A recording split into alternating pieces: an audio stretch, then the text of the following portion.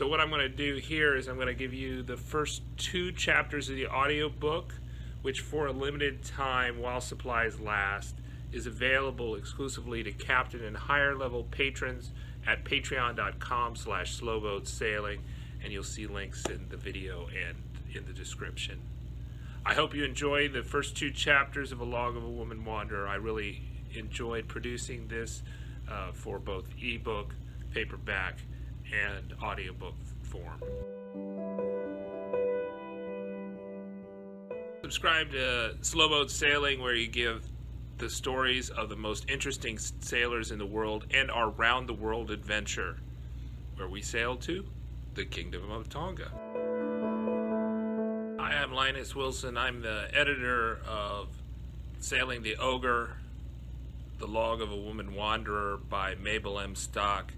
Mabel Stock and her brother traveled around the South Pacific prior to World War I, and they did a little bit of sailing while they were doing that, and the war really prevented them from their travels in Tahiti and caused them to go back to England.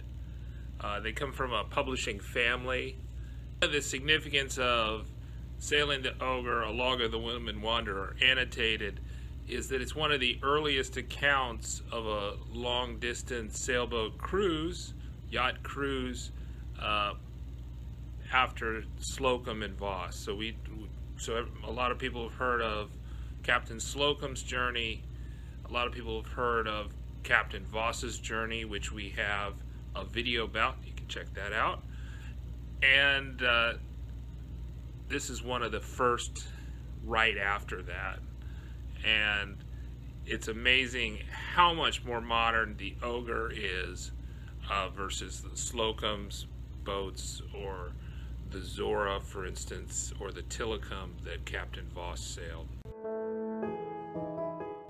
Mabel was the older sister of the owner of the boat, Ralph, who's an accomplished writer and writer for Hollywood, and this is her account. And so what I think is really significant about Sailing the Ogre, The Log of the Woman Wanderer, annotated and edited, is that it's one of the earliest accounts we have from the woman's perspective of a long-distance sailboat cruise. They were one of the first sailboats to go through the Panama Canal after it was opened, after World War I, and they sailed almost halfway across the world, almost the entire length of the Western Hemisphere, and they had an amazing journey, and they had an amazing boat, an amazingly modern boat for the time.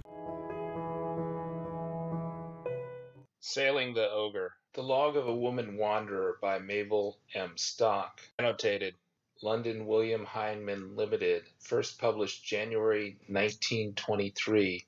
Dedicated to the brother in the boat, without whom the cruise would have been impossible. Read by Linus Wilson, edited and annotated by Linus Wilson. Copyright 2019, Linus Wilson. Oxriver Publishing, Vermilion Advisory Services. All rights reserved. Lafayette, Louisiana. No portion of this recording may be reproduced without the express written permission of Linus Wilson, Oxriver Publishing, Vermilion Advisory Services.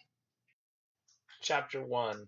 Introduces the crew, describes our floating home, we take a passenger, we set sail, arrival at our first port. Having been told by a number of people that I have accomplished rather an unusual thing for a woman, it has occurred to me that some of my own sex may be interested to read of my experiences during a 12,000-mile cruise as hand aboard a 21-ton cutter during her voyage from Brixham, Devonshire to the South Sea Islands. To begin with, I must point out that the keynote of our undertaking was economy, for I do not think such an impecunious trio ever set sail on a long cruise. Ever since the war had nipped in the bud a former enterprise of this kind, it had been a long-cherished dream to sail our own ship through the South Sea Islands. As we were afraid of growing old and decrepit before accumulating really sufficient means for the undertaking, we made up our minds to start without them and stand by the consequences. Before going farther, I had better introduce the ship's company. It consisted of my brother, to whom the Ogre belonged, and who bore all expenses of fitting out, harbor dues, running expenses, etc.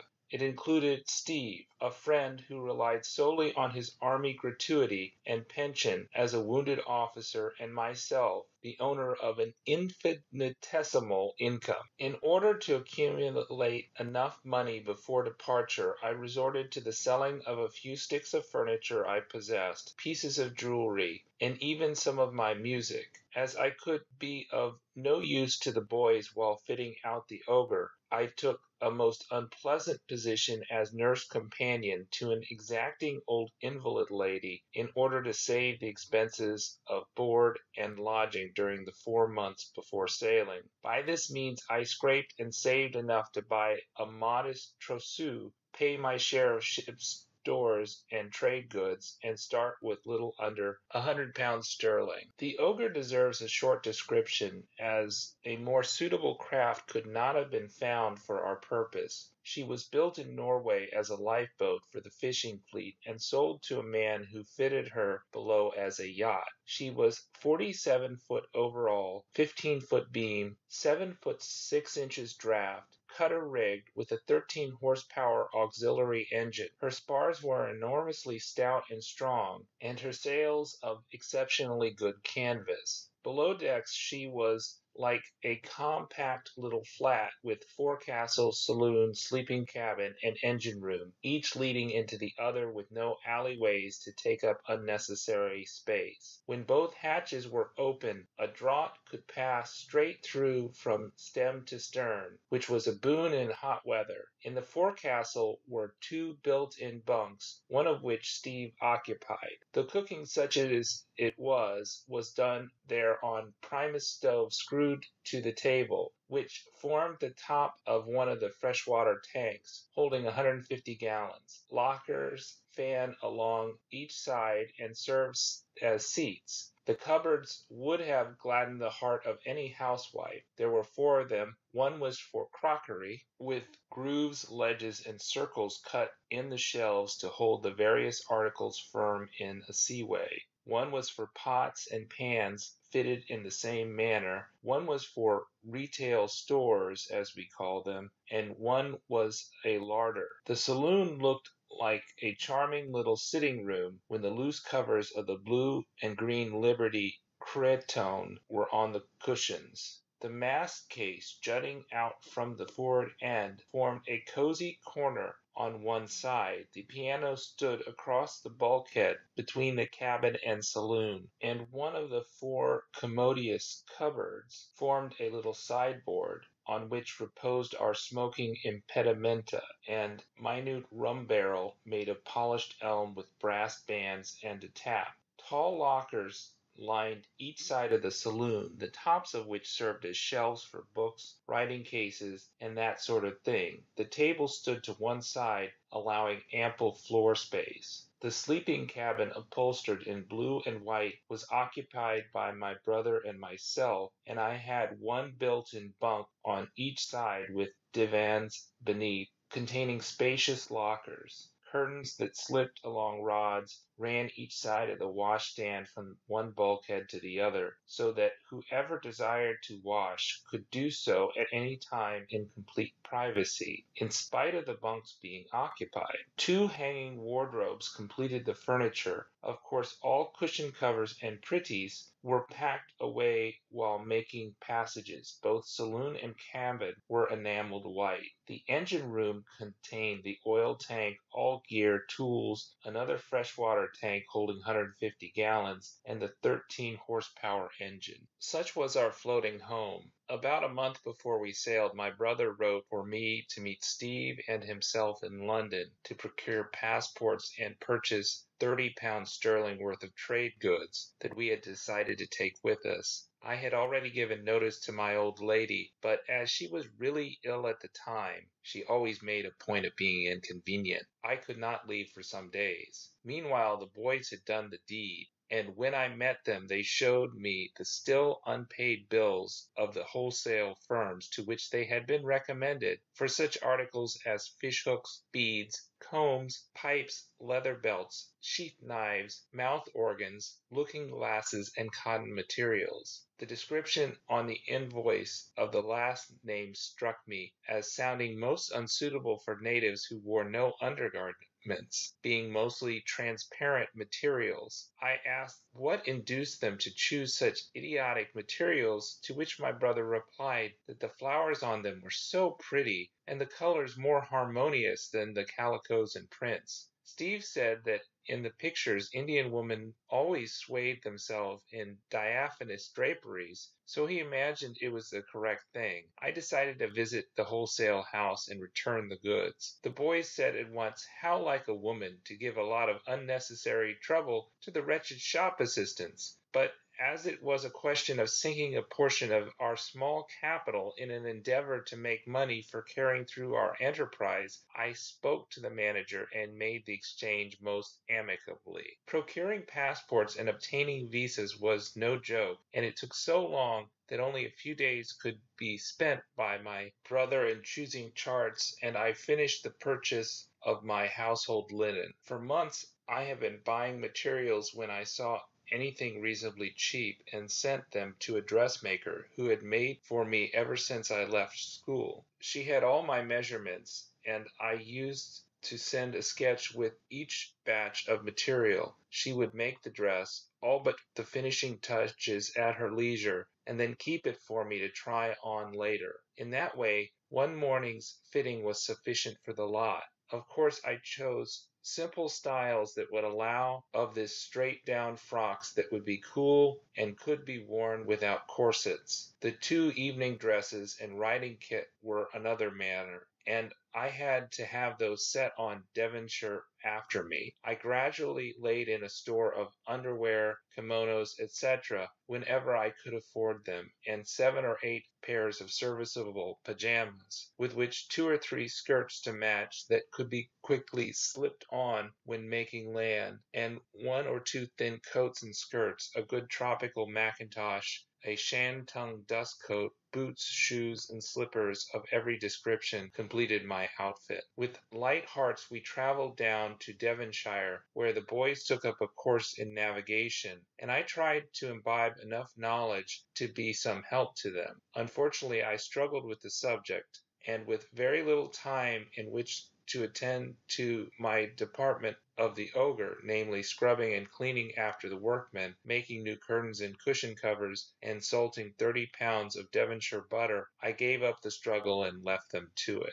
Our instructor was a dear old Danish sea captain who took the greatest interest in our enterprise, and with some diffidence we asked if he would accompany us as far as Vigo to put us in the way of things. He at once complied, though he had not been at sea for 26 years, and it meant leaving his little school of navigation, a comfortable home, and the kindliest wife. She was a remarkable woman, and still young-looking. In the old days she and the 4 children always went to sea in the 3-masted schooner commanded by her husband. She used to do most of the cooking, repair the sails, mend for the crew, and generally mother the ship's company.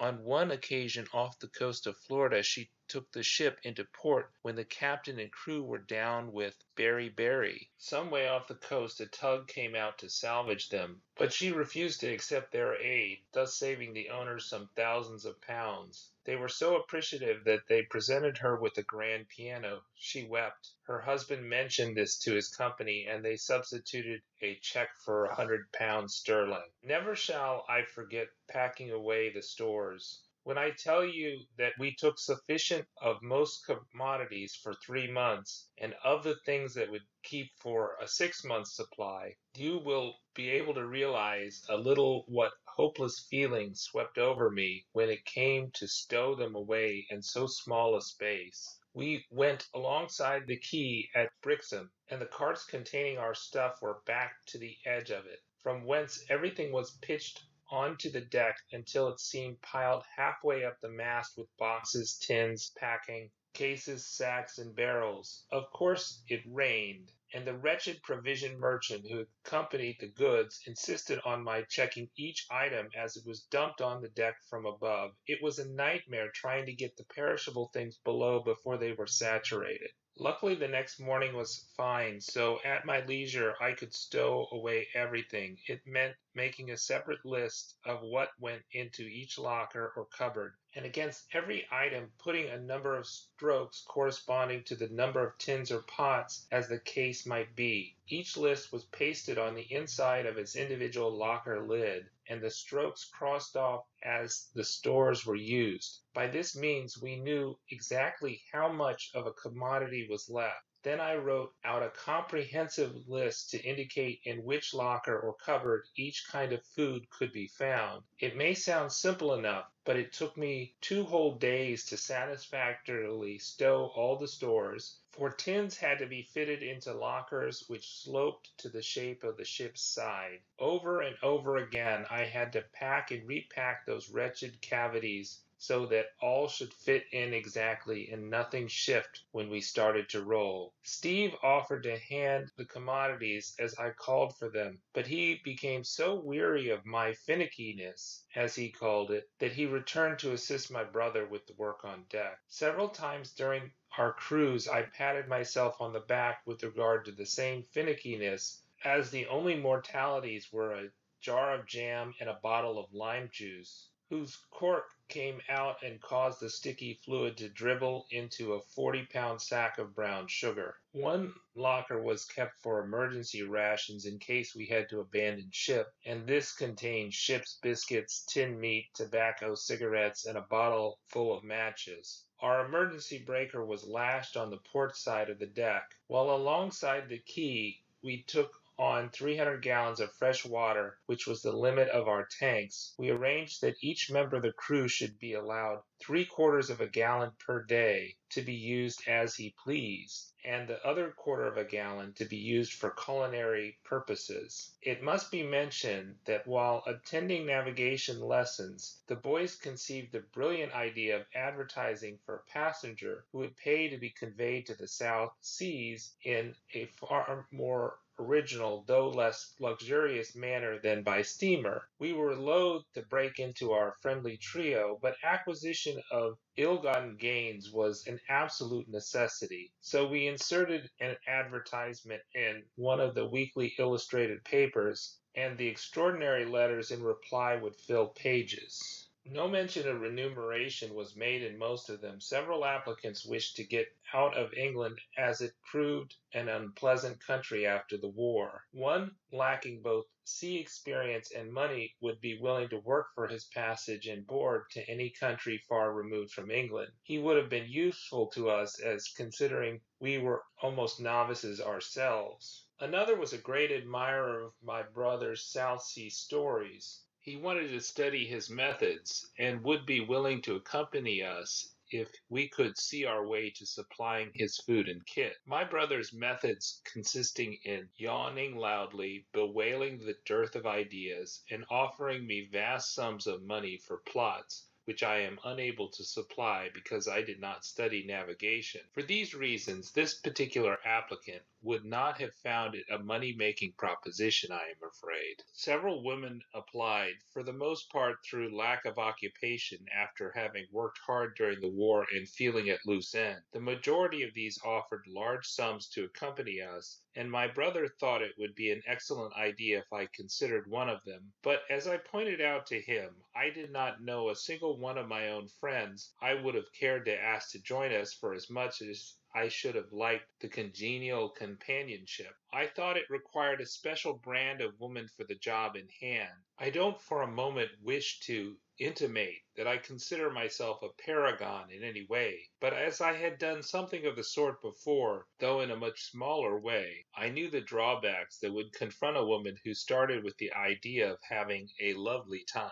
To begin with, it requires excellent health, also more muscular strength than is ordinary to the average girl. I am thankful to say I possess both of these, for I have been keen on gymnastics, mountain climbing, riding, etc., ever since I was a kiddie. During the war, I was employed in manual labor of a rather strenuous description. Another thing is, the life aboard so small a ship as the Ogre entails a very intimate, some would say immodest associations with the other sex. For example, more than once, if all hands on deck was shouted, it was my job to dash to the tiller and to keep the ship on her course. Whoever had been below was probably clothed in nothing but a towel owing to the great heat, and when rushing on to deck to help, his exertions might deprive him of even that. Again, the least exacting woman expects certain little courtesies which it would be impossible to accord under the circumstances. That is why I made a stipulation with the boys that they should treat me like a man while on board, and that we should all work exactly alike as regarded the daily routine. Added to this, there was the possibility that the lady might weary of such conditions lasting for months and perhaps years, for we had no idea how long our cruise would last, and wished to leave us, in which case it would be impossible to dump her alone at even a civilized port, much less on some South Sea island. To continue to carry an unwilling victim was not to be contemplated at any price. Thus it was that which caused me to think that none of my intimates was suited to our undertaking. I vetoed the idea of carrying a perfect stranger, even though she were willing to pay a small fortune for the doubtful privilege.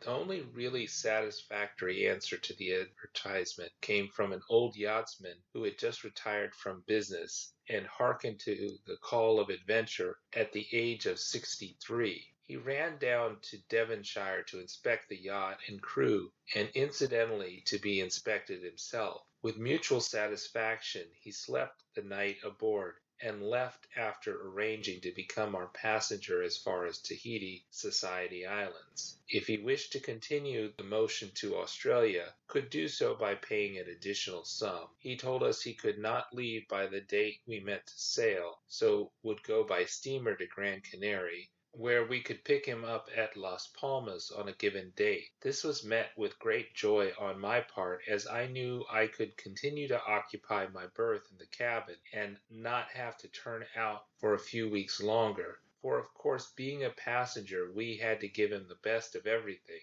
We arranged that he and Steve should share the sleeping cabin, and my brother and I would share the forecastle. The bunks were all equally comfortable, being supplied with spring mattresses under the horsehair ones, but I loved my side of the cabin, and had fixed it up so that I had a place for everything. That is a very necessary thing on any craft, I should imagine, but far more so on a small yacht. A place for everything, and everything in its right place. My brother is naturally very tidy for a man, but Steve, poor old chap, how he suffered at our hands. He really did improve, though. I think he discovered that by stowing things neatly, he could find them more easily when he wanted. Also, he found that when things are not rolling all over the place, they were less damaged. The day came for us to sail. We had arranged, if the wind was favorable, to leave our mooring early on Sunday morning, in order to have as few spectators as possible. It was well known in a little fishing village like Brixham what we contemplated doing. We were thankful afterwards that we had taken this precaution, for our getaway was anything but clean. Our old captain came aboard at 5:30 sharp, bringing with him a corrugated iron dustbin in which he had salted our beef. This was stowed below in a lazarette under the floorboards of the forecastle, and wedged into place with reserved tins of petrol. Then we proceeded to haul in the dinghy. In letting it down to the deck from the bulwarks, The stern end of the keel fell on the poor old captain's big toe. He bore it stoically and said very little at the time, but later on it swelled alarmingly, and he was afraid it was broken. When I demonstrated that he could move it at will, he was somewhat reassured. When the dinghy was at last in position on the starboard side of the deck, Steve by mistake sat heavily on one of the skylights, and it closed with a bang, crushing one of his fingers badly. The bone was intact, but little else was. For weeks it was exceedingly painful. Eventually the nail came off completely, and his finger will always be out of shape at the top. Our next task was to hoist sail and let go our moorings, but our mooring cable fouled the buoy, and in getting free we barged into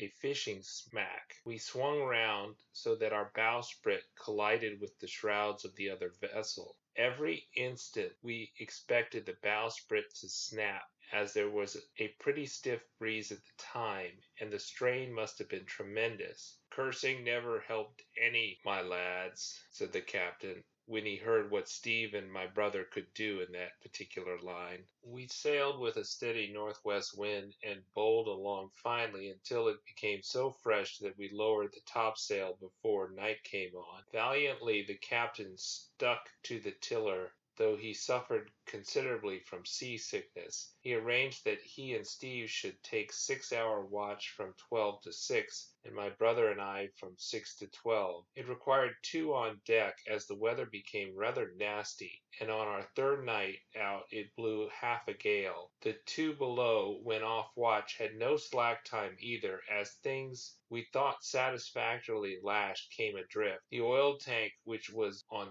a stout rack in the engine room, broke its fastenings and lurched almost on the engine. It was impossible to shift it back into place, as the weight of 50 gallons of oil plus the tank itself was beyond our strength, so we wedged it with planks. The washstand in the cabin also broke from its staples and pitched sideways, carrying with it the 30-pound drum of oatmeal which stood beside it, as the only possible place to stow such a bulky article. The water tank in the forecastle, whose lid had been imperfectly screwed down, slopped waves of our precious water on the floor, and this ran in picturesque waterfalls over the step into the saloon, where it was allowed to remain in a pond mixing with brine, which for the last 2 days had been oozing from a case of pickled pork wedged under the table. This conglomeration soaked round the edges of the oilcloth and through the floorboards into the bilge. A little dampness, more or less, was a matter of indifference to us just then. By the following night the wind had died down, but the sea remained high, and we rolled to such an extent that our boom smashed about 6 feet from the end. Great consternation on our part, but the captain remained unmoved, although it nearly brained him, and most of the mainsail went overboard, as it was a black dark night. The skipper thought we had better leave closer inspection until daylight, so we lowered the mainsail and hoisted the square sail, as the wind was sufficiently aft to allow of it. I must explain that this square sail was rigged on a yard 25 feet long that traveled on the jackstay up the mast, and was a perfect godsend to us. With a good stiff breeze aft, it bowled us along at about 8 knots. If the wind was variable, but mostly not too much on the beam, we could square it round to act as a mainsail, and so save changing sails too often, which becomes a great labor when the spars are as heavy as ours, where when crew consists of such lightweights as respective 10 stone, 10 stone and 3 pounds, and 8 stone and 2 pounds. Editor's note: 1 stone is 14 pounds. That would put their weights at 140 pounds, 143 pounds, and 114 pounds respectively. I assume those were the weights of Ralph, Steve, and the author. If the breeze was very light, a bonnet or additional strip of sail could be laced on the bottom. Why it should not have been at the top, I don't know, considering its name. The next morning at daylight we inspected the damage and found we were able to take a double reef in the the mainsail and make the cringle fast to the broken end of the boom. We sighted the coast of Spain just as the job was finished. From then on, the wind died down until midday, when my brother, who amongst other things was an engineer, had to start up the engine. After lunch, the others turned in for much-needed rest, and I took charge until tea time. The sensation of slowly gliding along a level keel in the warm sunshine was a perfect joy after the bucketing we had been through. To me, there is nothing that makes one feel so thoroughly tired all through as being pitched about for any length of time at sea. Just as it was getting dark, we reached the mouth of the Vigo River, and once again the engine was in requisition in order to take us to the town of Vigo, which is on the left bank. Of course, we could see none of the scenery, but here and there twinkling lights appeared where villages nestled close to the water. At last, a most imposing cluster came into view, so we knew we had made our first port in safety. We let go the anchor at 1:30 a.m., put up the riding light, turned in utterly weary, and we were very thankful to have level bunks. Chapter 2.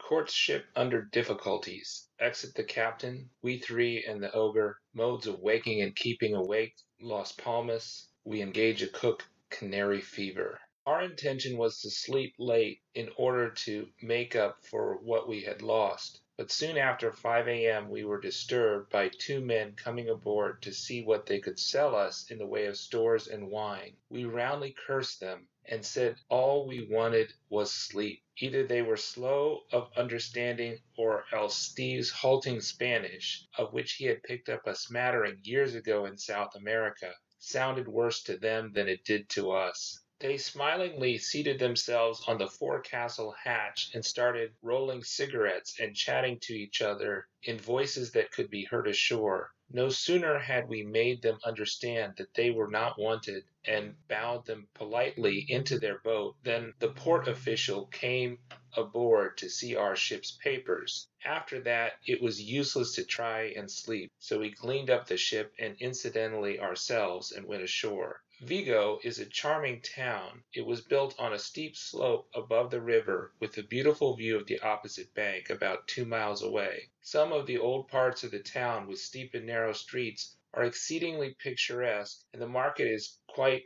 one of the sights. Our old captain was dressed in thick serge clothes, and I presume wore flannel next to his skin, for he felt the heat terribly. His toe gave him great trouble, as the streets were made of cobblestones, and most of the pavements were very uneven. We had suggested that he should go ashore in slippers, never dreaming they would be of the carpet variety, and bright colors at that. However, no one stared at him unduly, and if they had, I think he would have been oblivious. Our first business was to cable the captain's old woman of our safe arrival, and to book a return passage for him. At last we succeeded in getting a berth on a boat sailing in a week's time, which was a great blow to him, as he was anxious to return to his pupils as soon as possible. However, I think he put in a pleasant time in Vigo, in spite of yearnings for home, a sore toe, and unsuitable underclothing. Most of the day he preferred to wander up the river in the dinghy, sit on deck and read, or do odd jobs about the ship. He also advised my brother about repairing our damaged boom. In the evening we often took him to the Almada, a public place planted with trees and shrubs, and with chairs and seats dotted about. Here all the rank and fashion of Vigo repaired in the cool of the evening, to stroll about and chat with friends, to the accompaniment of a good band. What struck us most was the charming little children. Many of the tiny girls were miniature fashion plates, wearing beautiful silks and muslins, laundered in the most wonderful manner. There the simile ended, for they were absolutely unaffected and without the slightest self-consciousness. They would sway and dance to the music in the manner that would have been ridiculous in English children. At first it struck us that the flappers had rather a thin time of it, for as a rule one youth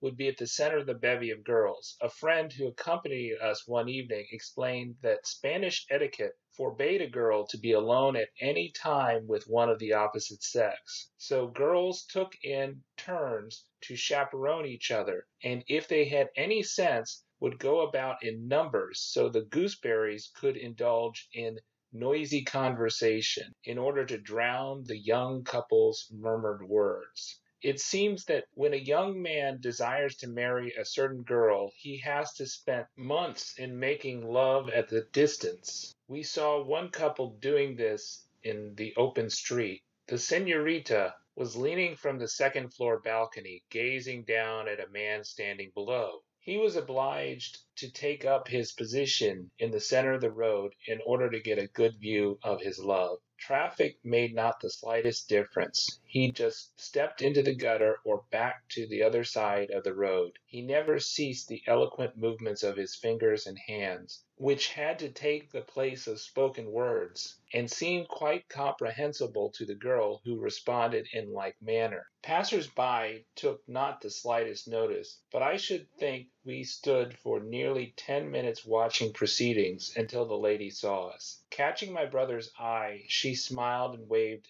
a hand. He naturally responded with a sweeping bow, whereupon the lover wheeled round to see the cause of that radiant smile and scowled in a manner one associates with a melodramatic villain. Steve was most annoyed and told my brother such things were not done in Spain. When a lover has quite made up his mind that he has found the one and only girl, he approaches her parents. If they consent to the match, the youth has real hard work and an expensive time in store, for whenever he takes his girl out for a motor drive to the theater or concert, not only the mother or sister chaperones her, but the entire family. I must not omit to mention that we engaged an awful-looking ruffian called Tonio as watchman to look after the Ogre when we all went ashore, and to row us to and from the quay. Although he was recommended by the port official, he proved anything but satisfactory, but he did afford us much amusement. When he rowed us ashore, having deposited us on the quay, he would paddle the dinghy a little way out because boats were not allowed to remain alongside. He then would lie down on the seat with one cushion under his head and another in the small of his back and fall asleep. There he would repose until our return, when shouting and pelting him with stones utterly failed to rouse him. Nothing short of one of his countrymen going out and rocking the dinghy until he rolled off the seat would bring him back to consciousness. One day his cap, an awful affair of bright blue plush, fell into the water during his slumbers. With an ingratiating smile showing awful gaps between discolored teeth, he asked my brother to replace it, as it was lost in his service. Frequently, while in town, we would see Tonio slinking into a wine shop when he ought to have been minding our dinghy and keeping an eye on the Ogre. We were told to leave nothing unguarded, as everything, however small and insignificant, was valuable in the eyes of the waterside folk. The British colony at Vigo treated us with the greatest kindness, and boys had some excellent tennis at the bachelors' quarters of the Eastern Cable Company. Very often the bachelors came off to bathe from the deck of the Ogre, stay to tea, and afterwards we would have a sing-song on deck, with me perspiring at the piano below. One evening we were motoring out to a little place called Cabral, and dined beneath vines which were trained up square stone pillars. The British consul invited us to lunch, and we reciprocated by asking him aboard to dinner. This entailed great preparations, as he did not leave until late. We were still washing up at 1:30 a.m. As time passed, it borne in upon us that our 100 pounds of salt pork under the saloon table was a frost, or rather a thaw. It still continued to exude brine, so we opened up the case and found such an appalling-looking mess that we decided to try to dicker with the gentleman who had disturbed our slumbers on the morning after our arrival. We therefore bade Tonio fetch them aboard, and we suggested that we were willing to sacrifice some good English pork for the sake of 10 gallons of vino tinto, the vin ordinaire of the country. They fell over each other to row ashore and fetch the wine, which we emptied into one of our water breakers. It proved very good until it went sour some 4 or 5 days later. So much for the pork and brine that it cost us a good round sum in England.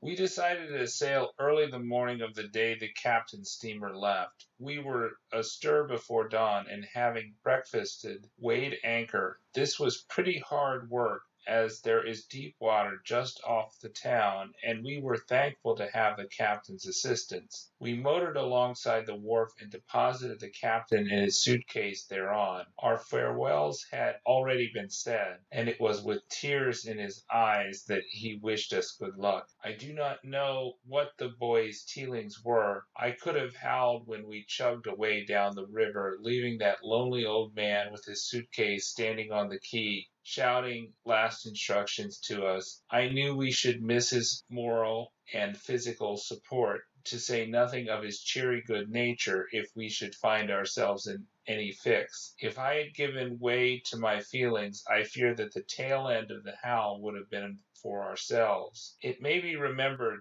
that it was dark when we made our way up the Vigo River a week before. Going down at sunrise was a treat that I am glad we did not miss. The boys had to continually tell me to get a move on, as I stood looking at the lovely surroundings instead of getting down to work. We now arranged the watches so that each had 4 hours on and 8 off, and that the cooking should be done in shifts of a week each. Of course, it made rather hard work for the wretched individual whose job it was to do the chores, but with only 3, no other way seemed possible. Each Sunday night we changed watches, in order to vary the times on duty. Since I could not help with the navigation, I took on all the lamps and brass cleaning to try to equalize matters. On reaching the mouth of the Vigo River, we hoisted sail. As there was a fresh breeze from the north-northwest, we were well out of sight of land before midday. When I took the tiller,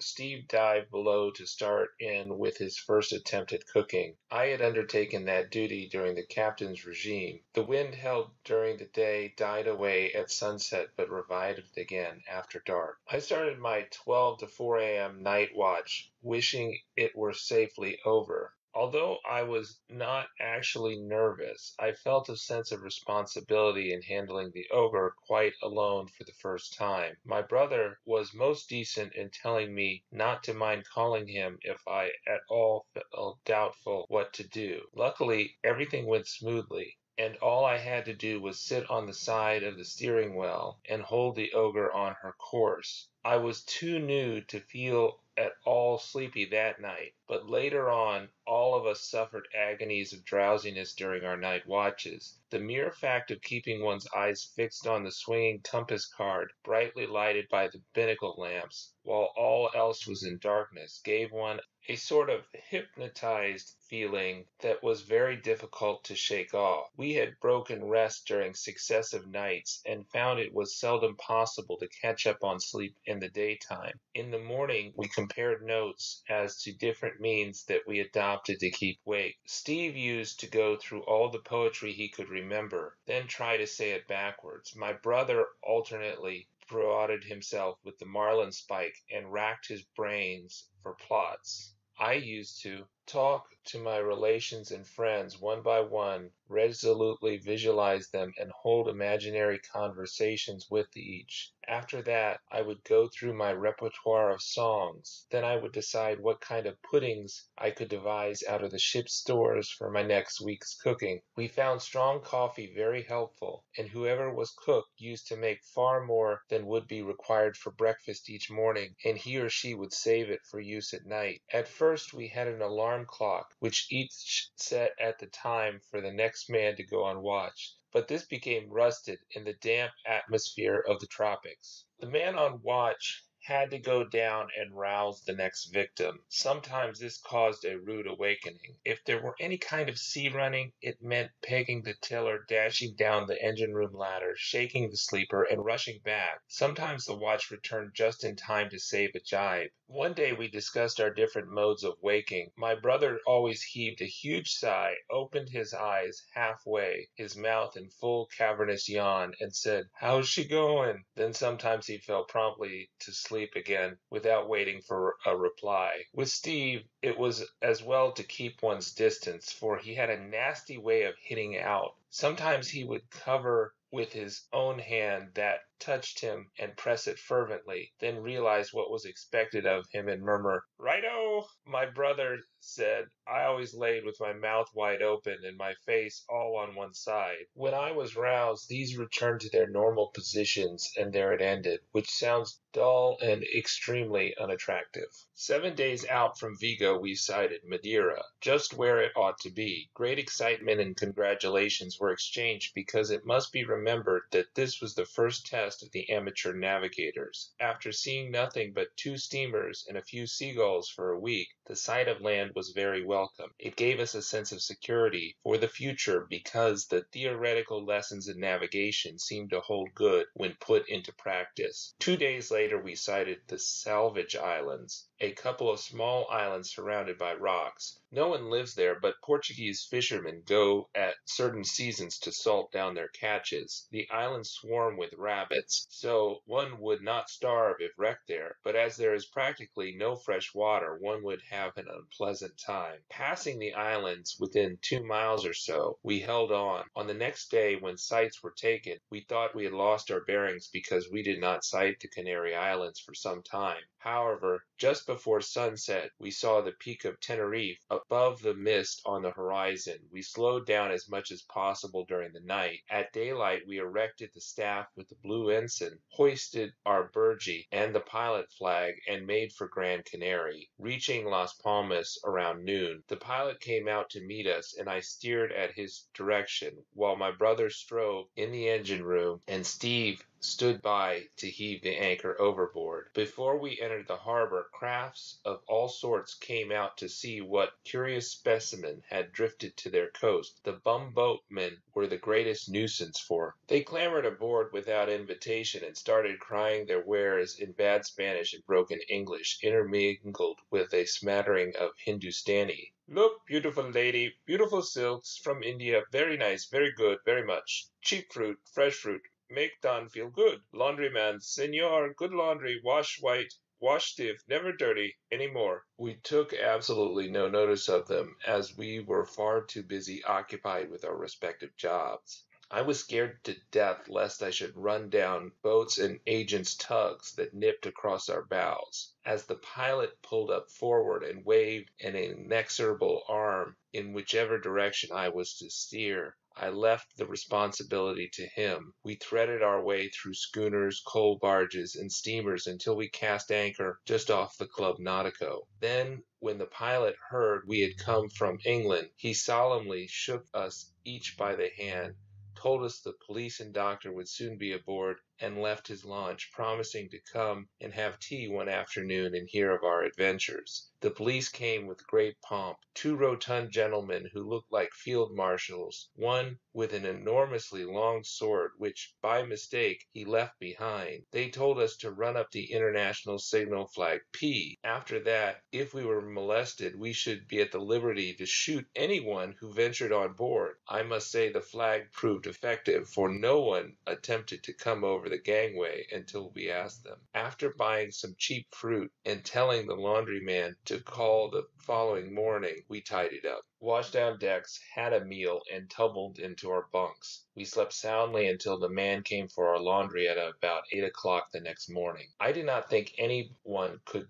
call Las Palmas either beautiful or interesting. There is one singular feature about it: the hills at the back, which are formed through sand being blown over the Sahara Desert, stretch over a distance of 100 miles. The heat was intense while we were there, but we fared far better under our awning, the square sail, than those on shore. We had put in several weeks while waiting for our passenger, and were rather at loose end. We had made up our minds not to be bothered with cooking, so engaged an old Maltese named Bianco, who spoke English and had worked in the same capacity of all sorts of vessels. He proved a blessing, as he cooked extremely well, undertook the shopping, and rowed us to and from the shore. No one knows the relief that we felt in having meals well prepared and nicely served, without consideration for the number of utensils and implements used. This state of bliss lasted for nearly 3 weeks, until Bianco failed to return one Sunday night after his evening out. We waited for 3 days, then arranged to have joints cooked at a small restaurant ashore and sent aboard. I must give the old scamp his due, and say that 30 pesetas, which my brother had given him, failing smaller change to do the shopping with, was returned through the painter, who was beautifying the topsides of the Ogre. Unfortunately, our chef was lost to us forever, as he sent word that he was too ashamed to return after going on without leave, and was afraid it might occur again. We sometimes dined at the Club Nautico after this, but it was an expensive luxury we could not indulge in often. Besides, there was a roulette table at the club which lured us to ruin.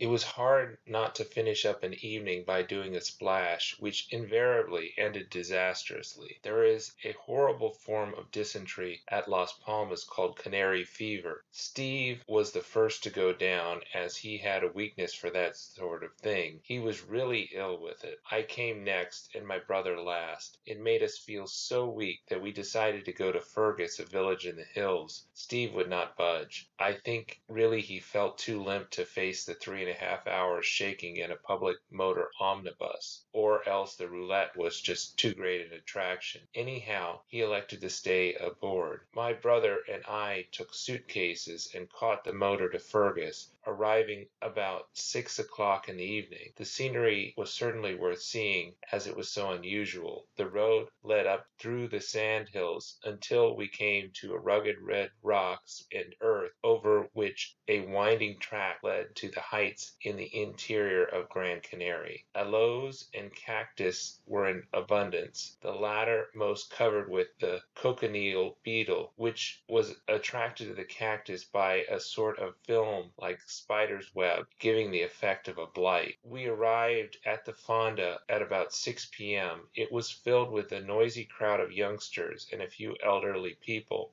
The only vacant sleeping accommodations was a room with 2 small beds in it, and this led out of the salon. There the evening was spent in noisy games and dancing up until a late hour. No mosquito nets were provided, and I had a return of canary fever. On the next morning at 7 o'clock, we packed up and took our departure for Las Palmas and the Ogre, where quiet and solitude at least could be obtained. We found Steve in a bed at 11 o'clock, reading and smoking. All he said when he saw us was, how was the, and good Lord! We made rather an interesting acquaintance of the Portuguese, who assisted 3 royalists to escape from prison on Madeira. They had been sent from Portugal owing to their political views. Having a good seagoing yacht, our friends smuggled them on board one night and made for Las Palmas without stores, water, or ship's instruments, being afraid of attracting attention. They were all interned at Las Palmas when we arrived. One afternoon the pilot turned up to tea and brought with him a married son with wife,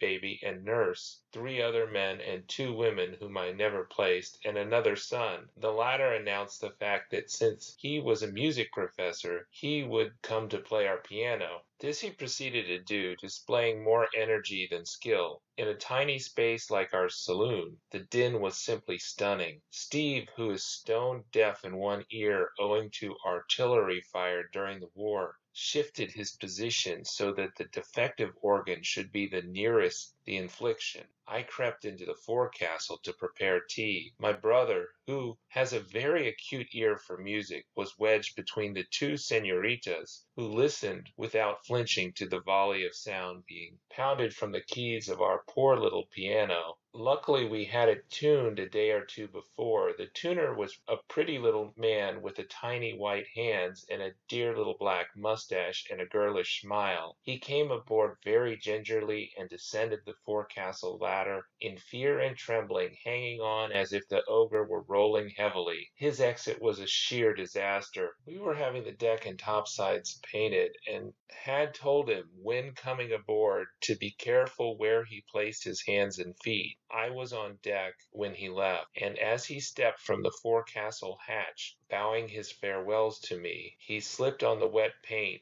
and, in a sitting position, glissaded into the scuppers. A leak in the stern of the Ogre had been worrying us for some days, and was at last located by my brother as being between the stern tube of the engine and the ship's timbers. It was decided that we should have to go on the slips, which was accordingly done at some expense, but no inconvenience, as we remained aboard. It must have been during that time that a rat came to live with us. We borrowed some traps from a friendly schooner captain, and set them all. One was like a rabbit trap with teeth. Another was a big wire cage with a door that dropped when the bait was touched. The third was just an ordinary mouse trap of the back-breaking variety. It was the last that did the trick, but it only caught the poor beast by the nose, and it was the noise of the rat ramping around the saloon with the trap hanging to its face that woke me. I called the boys. After trying to string round the legs of our pajamas, we got all sorts of implements and ran the culprit to earth against the washstand and behind the oatmeal barrel case in the cabin. There it was beaten to death,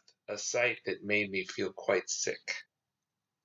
Thanks for listening to Sailing the Ogre, The Log of a Woman Wanderer, annotated by Mabel M. Stock, edited by Linus Wilson. This book we plan to have available on Amazon in ebook and paperback version, and available in audiobook form for captain or higher level patrons for a limited time at patreon.com/slowboat sailing while supplies last. Subscribe to Slowboat Sailing so you can hear the stories of the most interesting sailors in the world. And thanks to our patrons who help support the videos and the podcast.